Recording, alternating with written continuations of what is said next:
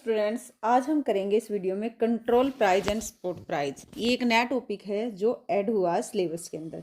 तो देखिए, जो हमारा कंट्रोल प्राइस होता है उसका मतलब क्या था। Price of the good is fix below its equilibrium price with a view to insuring some minimum supply of the essential commodities to target group of people. यानी कि कुछ जो ग्रुप हैं उनको टारगेट करते हुए, ठीक है, लोगों का कुछ ग्रुप है जिनको हम टारगेट करते हुए कंट्रोल प्राइस को हम रखते हैं। ऐसे एक स्पॉट प्राइस होता है, ये गवर्नमेंट के द्वारा फिक्स किया जाता है above the equilibrium price with a view to ensuring some minimum income to the, यानी कि कुछ मिनिमम इनकम जो है फार्मर के पास पहुंच सके।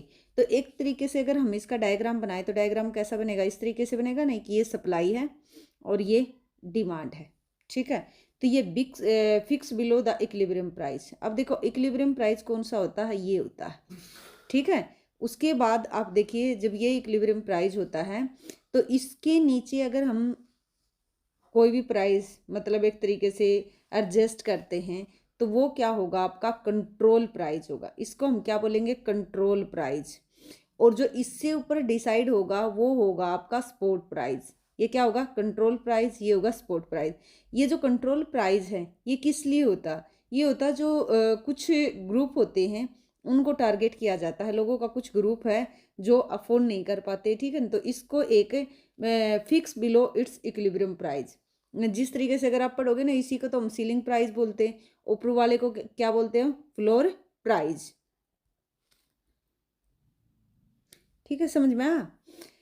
तो जो नीचे डिसाइड होगा वो होगा कंट्रोल प्राइस, जो इक्विलिब्रियम प्राइस से ऊपर होगा वो होगा आपका स्पॉट प्राइस।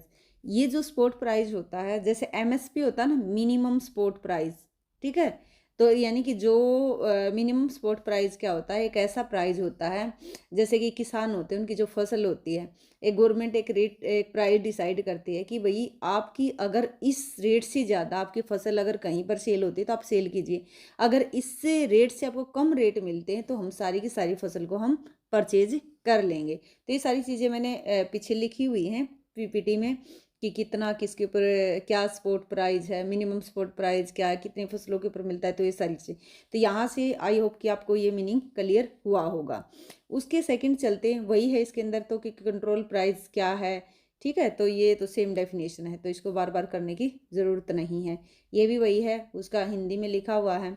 अब उसके बाद है कि जो फसलें होती हैं, ठीक है, तो उन सहायता देने के लिए कौन सा प्राइस होता है, तो अब ये मैंने आपको बता कि मिनिमम स्पॉट प्राइस होता है, ना तो होता है मैक्सिमम, ना होता है मध्यम, और ना होता है प्रभावी। तो कौन सा होगा, मिनिमम सहायता मूल्य या मिनिमम स्पॉट प्राइस। उसके बाद क्वेश्चन पूछ सकता है कि मिनिमम स्पॉट प्राइस कौन डिसाइड करता है, तो इसको करता है CACP, ठीक है, the cabinet committee of economic affairs chaired by PM, ठीक है ना, Shri Narendra Modi declares the MSP हर साल। Minimum spot price in agriculture product price set by the government of India purchase directly from the farmer. What are price control, ठीक है। तो the term price control refers to the legal minimum और maximum price होता है, set किया जाता है specified goods के लिए। Price control are normally mandate by the government. Free market यानी कि जहाँ पर डिमांड और सप्लाई काम कर रही होंगी, ठीक है, तो इसको पढ़ लेना, इसमें ऐसा कुछ नहीं है जो आपको समझ में नहीं आएगा, इसका हिंदी इंग्लिश दोनों है। तो वही है यहाँ पर कि ये प्राइस फ्लोर होता है, ये प्राइस सीलिंग होता है। उसके ऊपर ये प्राइस सीलिंग और फ्लोर नाम देकर भी आपसे पूछ सकते हैं। ऊपर वाला जो होता है ना, इसको सरप्लस होता है, एक्सेस सप्लाई होती है, या तो सरप्लस बोलो या एक्सेस, क्योंकि देखो सप्लाई यहाँ पर है, डिमांड यहाँ पर, तो एक्सेस सप्लाई बोलोगे इसको। और जो नीचे वाला हिस्सा होता है ये डिमांड है और ये सप्लाई है, तो इसको आप एक्सेस डिमांड भी बोलोगे। तो प्राइस सीलिंग, ठीक है ना, और ये होगा प्राइस फ्लोर। तो इसकी डेफिनेशन आपने पढ़ ली। देखिए, अब हम बात करते हैं प्राइस कंट्रोल की। ये इंग्लिश में भी है, ठीक है, तो आपको इंग्लिश में अगर करना है तो वहाँ से देख लेना है। इसमें मैं आपको जल्दी जल्दी एक बार बता देती हूँ। प्राइस कंट्रोल का मतलब क्या है कि निर्दिष्ट वस्तुओं के लिए, यानी कि कुछ स्पेसिफिक जो गुड्स हैं के लिए निर्धारित कानूनी न्यूनतम, यानी कि इसके लिए क्या होता है, एक तो मिनिमम प्राइस होता है और एक मैक्सिमम प्राइस होता है। तो वो करें कि मुक्त बाजार यानी कि फ्री ट्रेड की, फ्री मार्केट की बात करें, फ्री मार्केट का मतलब जहाँ पर डिमांड और सप्लाई ऑटोमेटिक काम करती हैं। तो वो करें कि यहाँ पर आमतौर पर है ना, जो ये कंट्रोल किया जाएगा ना, गवर्नमेंट के द्वारा किया जाएगा। जैसे कि किराया हो गया, गैसोलीन हो गया, भोजन सहित कुछ गुड्स और सर्विसेज के सामर्थ्य का प्रबंध करने के लिए डायरेक्ट एक तरीके से गवर्नमेंट इंटरवीन करेगी। ये कुछ वस्तु और सेवाओं को अधिक किफ़ायती, यानी कि अगर ऐसा करते हैं तो इससे क्या होगा, कुछ गुड्स और सर्विसेज इकोनॉमिकली हो जाएंगी। मूल्य नियंत्रण अक्सर बाजार में व्यवधान वो करें कि जो प्राइस कंट्रोल होता है, ये जो मार्केट अपने आप काम कर रही होती है उसमें प्रॉब्लम क्रिएट करता है, प्रोड्यूसर के लिए नुकसान कर सकता है। क्वालिटी तो वह करेगी, क्वालिटी जो होती है उसमें चेंज होने का कारण बन सकता है। तो इस तरीके की प्रॉब्लम इससे आ सकती है। तो उसके बाद है कि किस तरीके से हम इसको अंडरस्टैंड कर सकते हैं। जो प्राइस कंट्रोल है गवर्नमेंट के द्वारा अनिवार्य आर्थिक हस्तक्षेप का एक रूप है। वे उपभोक्ता के लिए चीज़ों को अधिक, वही बात आ गई कि जो कंज्यूमर हैं उनके लिए अधिक इकोनॉमिकली बनाना चाहते हैं और इकोनॉमी को मतलब एक तरीके से सही डायरेक्शन में लेकर चलना चाहते हैं। जैसे इन्होंने उदाहरण दिया कि इन्फ्लेशन पर अंकुश लगाने के लिए इस तरीके का काम किया जा सकता है। प्राइस कंट्रोल मार्केट स्ट्रक्चर के विपरीत होता है, यानी कि जहाँ पर डिमांड और सप्लाई काम कर रही थी उस तरीके से ये काम नहीं करेंगे क्योंकि गवर्नमेंट इंटरवीन कर जाएगी। उसके बाद आता है कि जो प्राइस कंट्रोल आमतौर पर कंज्यूमर गुड्स पर किया जाता है या आवश्यक वस्तु जैसे भोजन हो गया, एनर्जी हो गया, इस तरीके के प्रोडक्ट के लिए। यूएस की बात कर रहे हैं, यूएस में यानी कि संयुक्त राज्य अमेरिका में किराया हो गया, रेंट, गैसोलीन जैसी चीज़ों के लिए कीमत सीमित कर दी गई। सरकार द्वारा निर्धारित जो गवर्नमेंट ने प्राइस कंट्रोल मिनिमम और मैक्सिमम जो सीमा लागू कर सकते हैं। मूल्य सीमा का मूल्य इसको नीचे से मत पढ़ना, ठीक है ना, इसको यहाँ तक ही इसको कर लेना।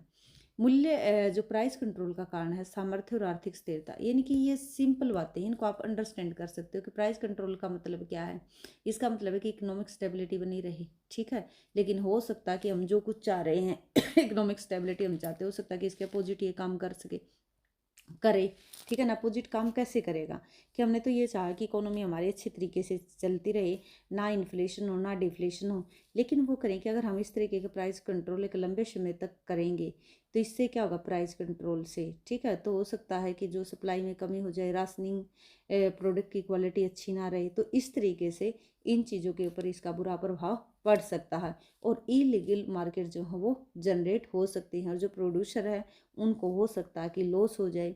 तो ये कुछ कारण हैं कि अगर प्राइस कंट्रोल किया जाता है तो प्राइस कंट्रोल से इस तरीके की प्रॉब्लम आ सकती है। देखा आपने, प्राइस अगर कंट्रोल किया जाए लंबे समय तक हो सकता है कि सप्लाई कम हो जाए, हो सकता है कि क्वालिटी डिक्रीज हो जाए, इलीगल मार्केट जनरेट हो जाए।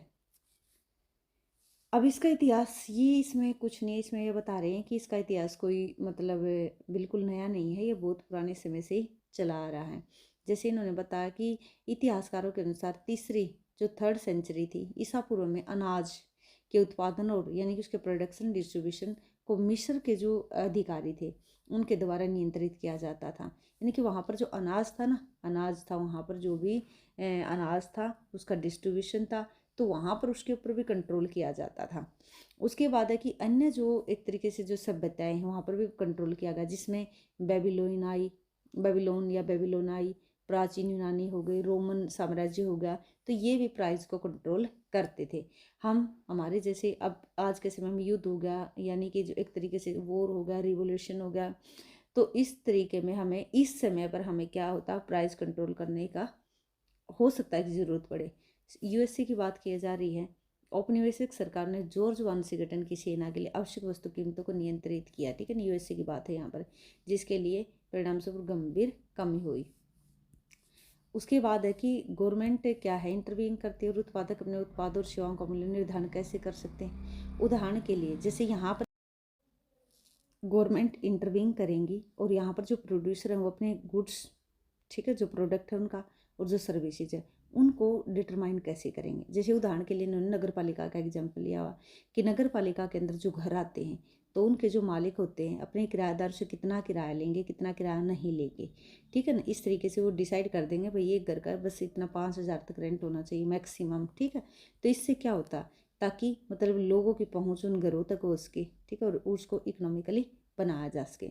अब जैसे इन्होंने बताया कि अमेरिका सरकार ने प्रथम और द्वितीय यानी कि फर्स्ट और सेकंड वर्ल्ड वॉर में 1971-73 के बीच का जो संकट था उसमें जो ऊर्जा की कीमतें थी उनके अंदर प्राइस कंट्रोल किया था।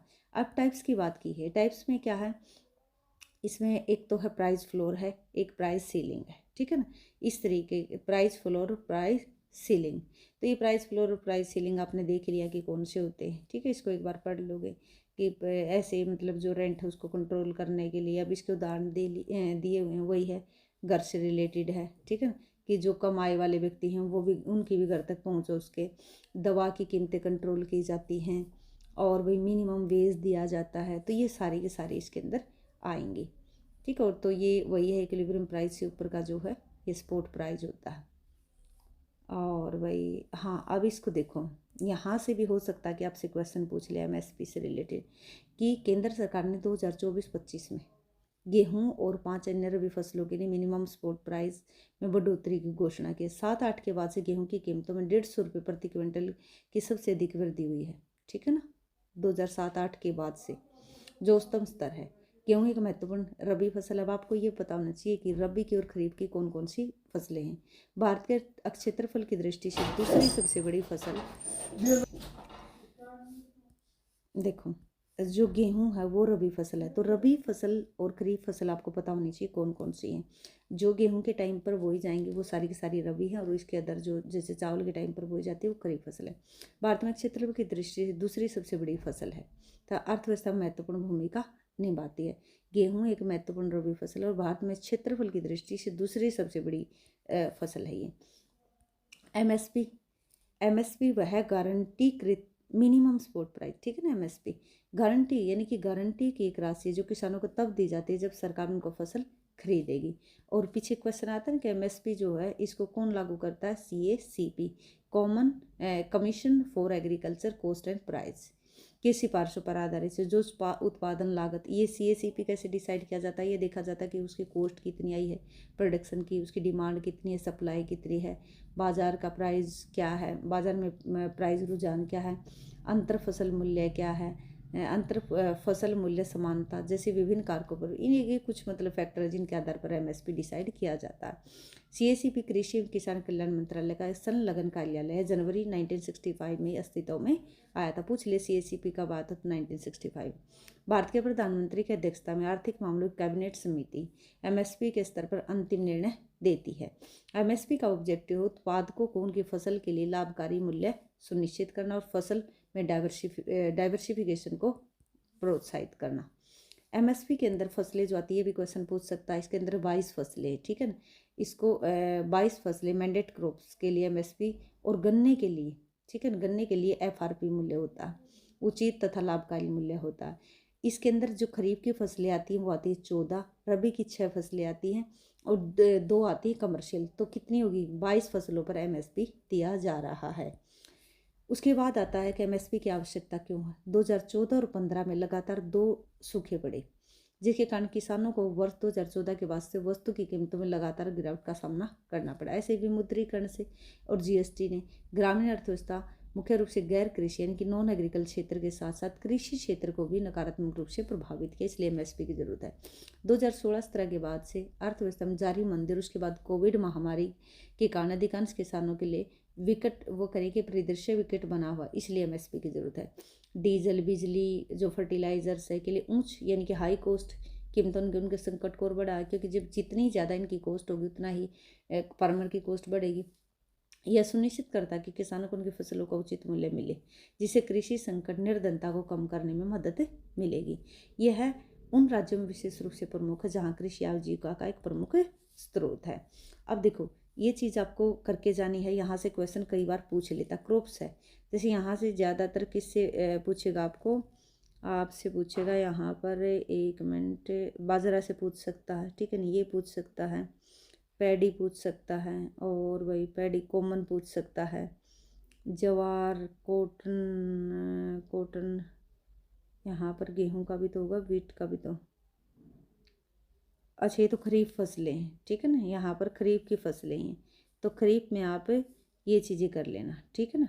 एक तो हो गया यहाँ पर बाजरा हो गया, मेज हो गया, पेड़ी और ये, ठीक है ना। यहाँ से आप इनको कर लेना। मैं देखती हूँ ये यूट्यूब पर एक छोटी सी वीडियो बना दूँगी, और यहाँ यहीं पर आपको मैं, आप मुझे व्हाट्सएप पर मैसेज कर देना अगर मैं यहाँ पर अपडेट ना करूँ तो, ठीक है। 9468008900 पर।